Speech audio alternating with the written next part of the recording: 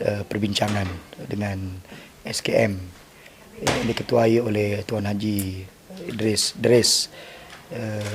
yang merupakan Ketua Operasi Kawal Selia SKM. Dan perbincangan kami tertumpu kepada isu yang berkait dengan soal KPF. Daripada kronologi awal kemelut yang berlaku dalam KPF apabila campur tangan Tan Sri Sesamad sehinggalah kepada EGM KPF yang diadakan pada 19 hari bulan April yang lalu, dan kita telah menekankan soal pentingnya KPF ini sebagai koperasi terbesar di Malaysia dapat dikembalikan di landasan yang asal, sebagaimana undang-undang kecil KPF. Kami telah menyentuh tentang kehadiran Sesamad yang telah memberi mudarat yang cukup besar dalam KPF dan kebimbangan kami tentang masa depan KPF. Hari ini tadi kami tunjukkan contohnya bagaimana borang-borang pinjaman saham telah diedar kepada para peneroka, dan peneroka tidak diberi peluang langsung untuk memahami borang ini. Hanya Maybank saja yang ditulis dalam bahasa Melayu, sedangkan bank-bank yang lain kebanyakannya dalam bahasa Inggeris. 60 muka surat yang harus ditandatangani oleh peneroka yang bukan durai runtuh tapi pinjaman yang dibiayai oleh bank-bank komersial, yang di dalamnya penuh dengan syarat-syarat yang sangat ketat yang saya boleh kongsi kepada rakan-rakan media. Kalau berlaku sesuatu kepada kegagalan penyenaran ini, maka akan lenyaplah kepentingan peneroka Felda, terutamanya tanah lah. Ini kita bukan bercakap lagi soal tanah Felda Plantation, tapi kita bercakap tentang tanah 10 ekar yang satu-satunya tinggal buat peneroka. Jadi kalau SKM dia tidak mengamati apa perkembangan yang berlaku, maka kita tak mahu nanti seperti mana kata pepatah, nasi dah jadi bubur. Bila dah lingkup KPF, ketika itu apa pun yang kita nak lakukan sudah tak guna lagi. Kita bawa pengalaman contohnya Koperasi Usaha Bersatu KUB yang menjadi milik ahli UMNO, ke mana pergi sekarang ni, dan koperasi-koperasi yang lain. Jadi ini antara perbincangan kita yang panjang pada petang ini, dan MCA, MIC semua habis, semua hancur. Jadi kami dah bagi amaran tadi. Kalau kami dah bawa benda ni 2 kali kepada SKM, kita dah mohon satu tribunal. Tadi pun kami menyatakan perasaan kecewa yang dijanjikan nak buat tribunal dalam masa sebulan, nak panggil kami, tak panggil pun sampai sekarang. Kita pun tak tahu mereka buat atau tidak tribunal. Lepas tu kita dah mengadu dengan angkasa, 2 kali buat temu janji pun gagal nak bertemu dengan pengurusi angkasa, sehingga kami bawa kepada injaksi mahkamah.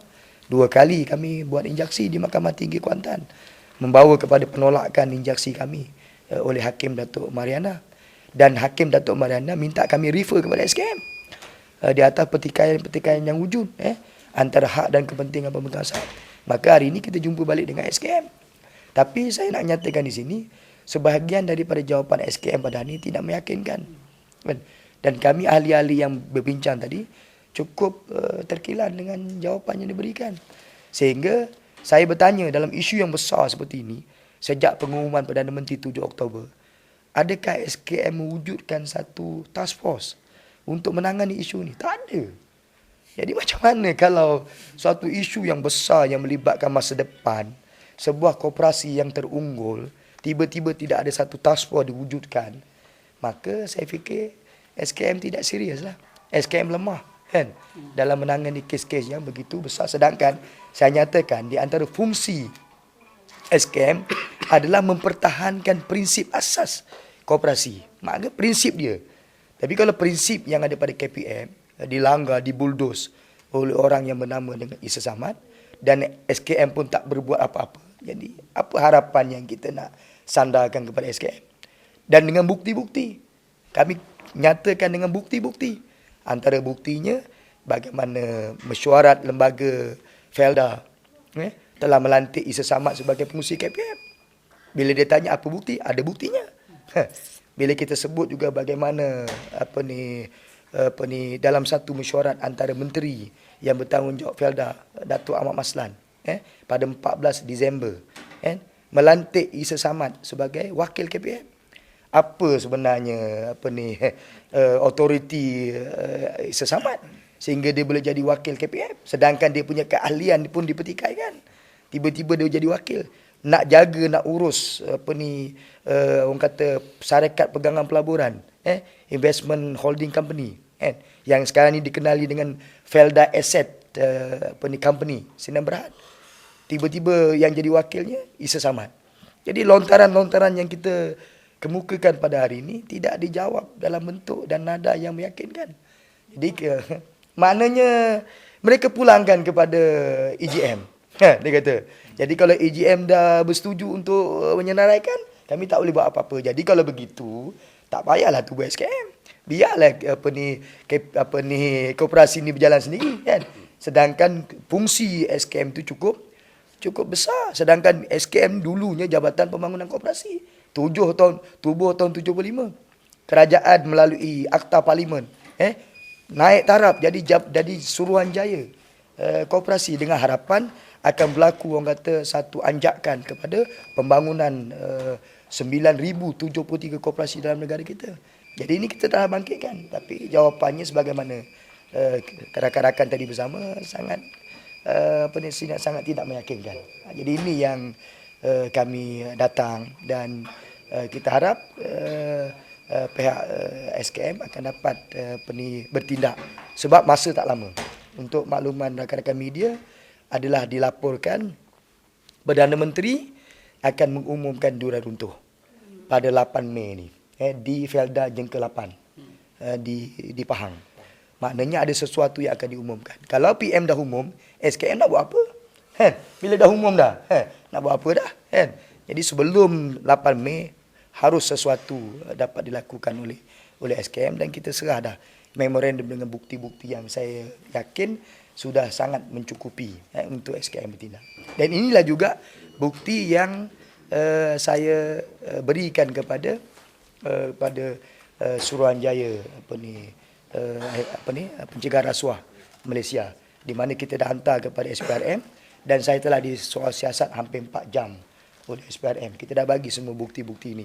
Jadi apa lagi harapan kita dari sudut pelaksanaan tindakan yang harus dibuat oleh badan-badan yang berautoriti. Jadi ini yang kita buat. Kalau selepas hari ini SKM masih tak ada apa-apa tindakan seterusnya? Kita dah beritahu tadi dengan SKM.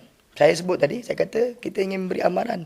Kalau SKM pun tak boleh diharap untuk mempertahankan hak dan kepentingan pemegang saham, kita tidak terlagak-agaklah pilihan kita. Kita akan buat himpunan macam bersih. Itu sajalah yang tinggal. Itu saja. Saya beritahu tadi. Kita akan buat himpunan macam bersih lah. Di mana tempatnya itu kemudian. Tapi kita terpaksa lah untuk menjaga kepentingan pemegang saham. Itu saja pilihan yang ada pada kita lah. Sebab kita dah menggunakan segala ruang. Mahkamah kita dah pergi. Laporan polis kita dah buat. SPRM kita dah pergi. Semua dah buat dah. Apa lagi kita nak buat? Jadi tak ada pilihan lain. Kita kena buat satu himpunan terbesar lah. Demi untuk mempertahankan hak dan kepentingan pemegang saham. Jadi SKM ni dia tak ada apa-apa tindakan yang akan buat walaupun dah ada hantar memorandum dan bukti. Setakat ini, walaupun dia kata dia akan cek dulu memorandum kita, saya ingatkan balik mereka, hak tribunal dia kata yang kita bayar RM100, kan? Ini kali ketiga dah kita begini. Saya kata yang bayar RM100 yang mereka kata mereka berjanji nak buat tribunal dalam tempoh sebulan. Nak dibicarakan yang ada hakim seorang akan mengetuai tribunal yang akan panggil kita ni sebagai saksi.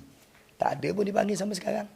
Dan bila kami ajukan pada mereka tadi, dia sama-sama ditanya, ada ke tribunal tu? Ya di mananya? Mereka tak buat apa-apa lah yang setakat yang kita faham lah. Setakat yang kita faham lah. Dia pun tak faham.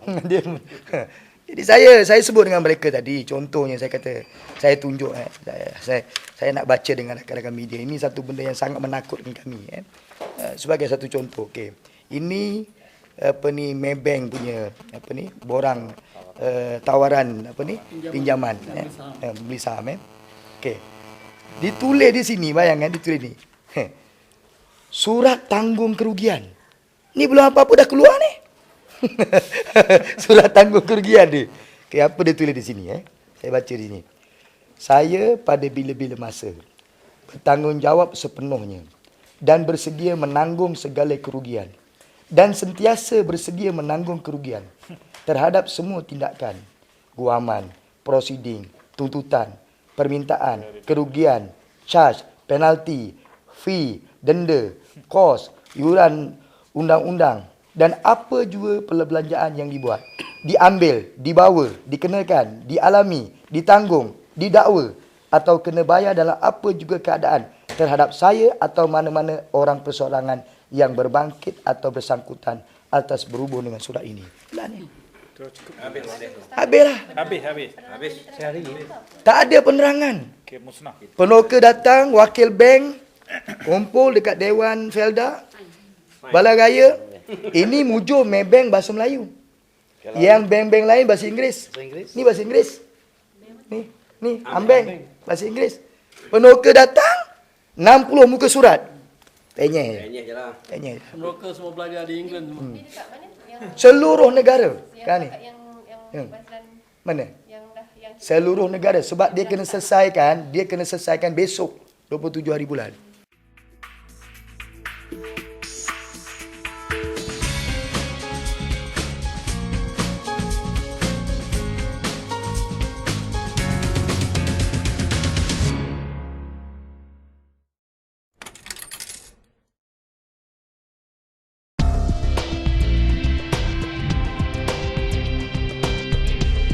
Pihak Mediapas melancarkan e-paper merupakan satu program baru dalam Mediapas asaskan kepada teknologi maklumat yang terkini yang wajib kita manfaatkan.